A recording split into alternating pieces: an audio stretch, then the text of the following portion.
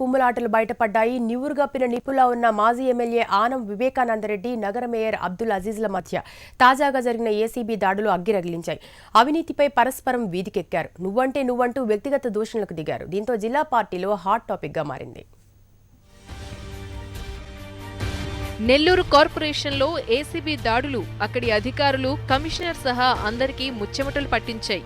ఇది కాస్త రాజకీయ నేతలకు అస్త్రంగా మారింది. ముఖ్యంగా టీడీపీకి ఈ వ్యవహారం సెల్ఫ్ గోల్ అయింది. అవినీతిని పెంచి పోషిస్తున్నారంటూ మాజీ ఎమ్మెల్యే ఆనం వివేకానందరెడ్డి మీడియా సమావేశం పెట్టి తనదైన శైలిలో తీవ్ర విమర్శలు చేశారు. ఓ హోటల్లో వసూళ్లు, రొయ్యల కంపెనీలో రికార్డులతో పాలన అంటూ మేయర్పై విరుచుకుపడ్డారు. 130 కార్పొరేషన్లు, మున్సిపాలిటీలు ఉండగా ఒక్క నెల్లూరు కార్పొరేషన్లోనే అవినీతి కార్పొరేషన్ గా భ్రష్టు పట్టిపోవడం నిజంగా బాధాకరం. ఆనం వివేకానందరెడ్డి ఆరోపణలు చేసిన కొద్ది గంటల్లోనే mayor Abdul Aziz counter attack ఇచ్చారు.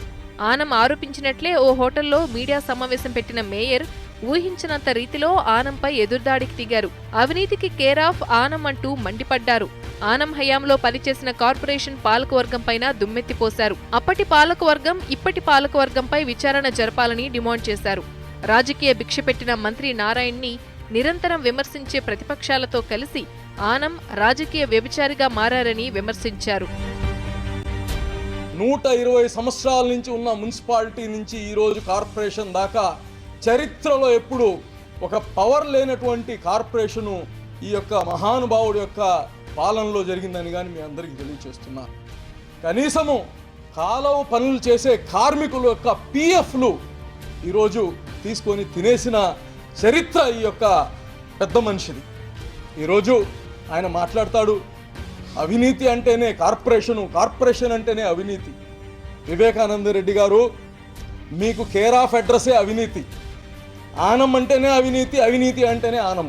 ఈ ఇద్దరి నేతల వ్యవహారం జిల్లా టీడీపీకి తలనొప్పిగా మారింది. ఎవరికి వారు సెల్ఫ్ గోల చేసుకోవడం రాజకీయ వర్గాల్లో చర్చనీయాంశమైంది.